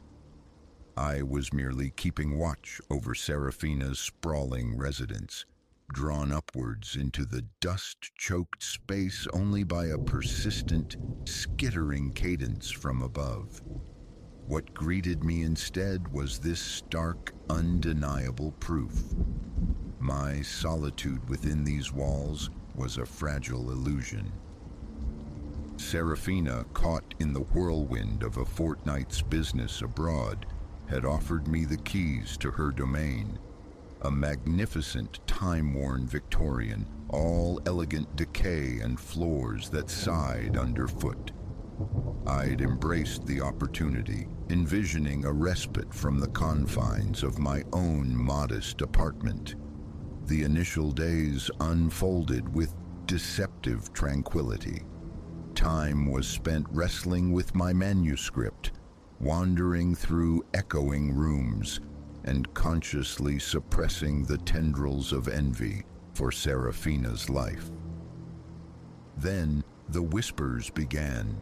Not words, but the house settling, I'd insisted to myself initially. A timber groaning here, a draft sighing there, the commonplace complaints of old architecture. Yet the sounds evolved, sharpening into focus as days bled into one another. The distinct tread of footsteps when the house held only me. The soft click of latches on doors I hadn't approached, and always, insistently, that scuttling rhythm from the eaves. Rationality offered explanations. Squirrels nesting, perhaps, or some nocturnal interloper finding ingress. But a deeper intuition recoiled, sensing something misaligned, something that refused the neat compartments of logic. The sandwich shattered that fragile logic. I stood frozen, observing the bloom of mold on the crust, the teeth marks in the pallid cheese, my thoughts snagging on the impossibility. Whose hands had assembled this? Who shared this air, this roof, uninvited and unknown? My own hand trembled as I retrieved my phone, dialing Serafina. "Ilara, how are things holding up?" Her buoyant tone struck a discordant note against the rising tide of my dread. "Serafina," I began, striving for composure. "Is there anything particular about the house you neglected to mention?" A silence stretched a fraction too long. "Meaning what, exactly?" I drew a shaky breath. "Meaning, does anyone else possess a key? Could someone else, perhaps, be residing here?" Another pause, heavier this time. When Serafina responded, her voice had shed its lightness, laced now with caution. "Ilara, what's happening? What have you found?" The story tumbled out. The spectral noises, the phantom movements, the decaying sandwich. As if summoned by my words, the scratching recommenced overhead, a dry, frantic pulse. Serafina absorbed it all without interruption. "Oh, Ilara, I am so profoundly sorry," she murmured when I finally fell silent. "I should have prepared you." "Prepared me for what?" The fear curdled into exasperation. Serafina exhaled, a sound heavy with resignation, about the gentleman residing in the attic. The floor seemed to cant beneath me. The gentleman in the attic? I echoed, certain the connection had frayed, the words distorted. It's not straightforward, Serafina admitted, but yes, he occupies the attic space. He was already here when I acquired the property and, well, displacing him felt wrong. The absurdity struck me dumb. Serafina, that's beyond reason. Why keep this from me? Why haven't the authorities been involved? It's intricate, she pleaded, her voice thin. He poses no threat, truly, merely solitary. I provide sustenance occasionally. He remains unseen when I'm present. I assumed, I hoped he would maintain his discretion while you were there. My mind struggled to grasp the contours of this revelation. A scream gathered in my throat, demanding sense, demanding explanations, but the scratching had ceased. The ensuing silence possessed a new, suffocating weight. I'm returning, Serafina stated firmly. I'll clarify everything. Just promise me you won't venture into the attic again, Ilara, please. The line went dead. My hand shook so violently the phone nearly slipped from my grasp. Don't go into the attic? But I was already standing within its dusty confines, and armed with the knowledge that I was not alone, retreat felt impossible without confronting the source. Hello? My voice, thin and reedy, bounced off the slanted ceilings. I'm aware you're present. You needn't hide. Only the settling dust motes answered. Then, almost imperceptibly, a soft rustling emanated from behind a leaning tower of forgotten cartons. It's all right, I offered, injecting a calm I didn't possess. No harm will come to you. I simply wish to understand. Slowly, agonizingly so, a form detached itself from the deeper gloom. He was elongated and spare, draped in garments that hung like tattered flags on his skeletal frame. A cascade of matted hair obscured much of his face, save for a beard that flowed nearly to his sternum. But his eyes halted me, piercingly blue, unnervingly lucid. They seemed to gather and reflect the attic's meager light. Greetings, he rasped, the sound unused, abrasive. My apologies for the sandwich. Hunger called. I could only stare, words failing me. This was tangible. A man genuinely inhabited Serafina's attic. Who are you? I finally managed. A melancholic smile touched his lips. My name escapes me. It's been an age since one was used. Serafina refers to me as Silas, though I doubt its accuracy. How long have you been up here? He gestured vaguely with a thin hand. Years, perhaps decades. Time flows differently under these rafters. I shook my head, attempting to dispel the fog of disbelief. This defied reality. Why remain? Why conceal yourself? Where else is there? He countered, his gaze sweeping the cluttered space. This is my sanctuary, the world beyond. He trailed off.